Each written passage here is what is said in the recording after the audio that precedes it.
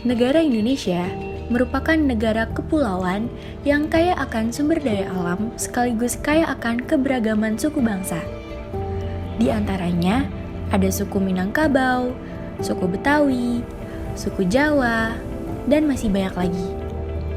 Hal ini menjadikan Indonesia sebagai negara kesatuan dengan semboyannya Bhinneka Tunggal Ika. Namun, nyatanya masih banyak perseteruan yang timbul akibat perbedaan.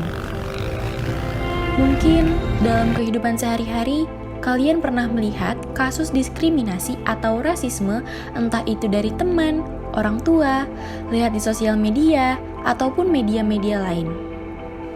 Di tahun 2021, Indonesia masih saja mengalami kasus-kasus rasisme. Contohnya seperti unggahan pada akun Facebook yang bernama Ambrosius Nababan yang mengunggah foto Natalius Pigai yang disandingkan dengan foto gorila, seperti pada unggahan berikut.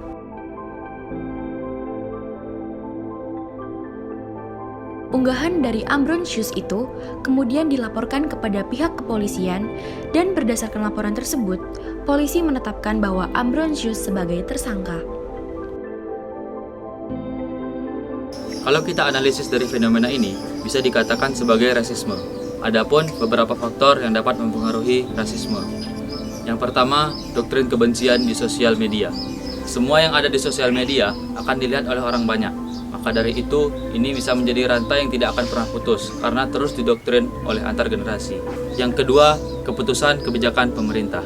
Umumnya, penyebab rasisme di Indonesia karena kebijakan pemerintah. Hal tersebut dipengaruhi oleh keotoriteran dari pemimpin dalam pemerintah.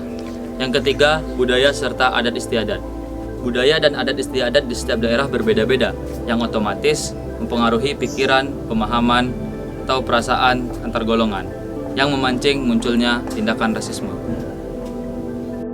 Setelah mengetahui beberapa faktor terjadinya rasisme di Indonesia, kita juga harus mengetahui bagaimana menghindari sikap rasisme. Yang pertama, mengembangkan sikap toleransi pada diri kita sendiri. Sikap inilah yang paling penting dalam kehidupan. Dengan adanya toleransi, maka akan ada kehidupan bahagia tanpa adanya perpecahan akibat rasisme. Yang kedua, mengakui adanya keberagaman.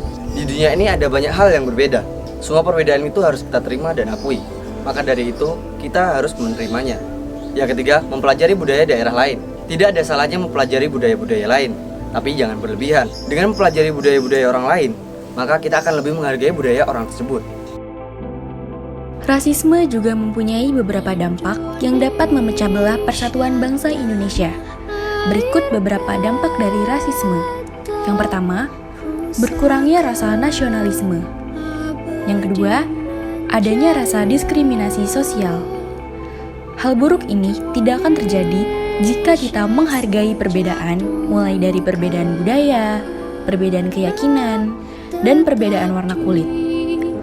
Sudah saatnya kita berubah menjadi lebih baik, bersatu dengan minoritas dalam rasa solidaritas. Dimulai dari diri sendiri, lalu membiasakannya pada orang lain. Karena perbedaan itu adalah alasan untuk saling menghormati dan menghargai karena kita adalah Bhinneka Tunggal Ika, yang artinya berbeda-beda tetapi tetap satu jua.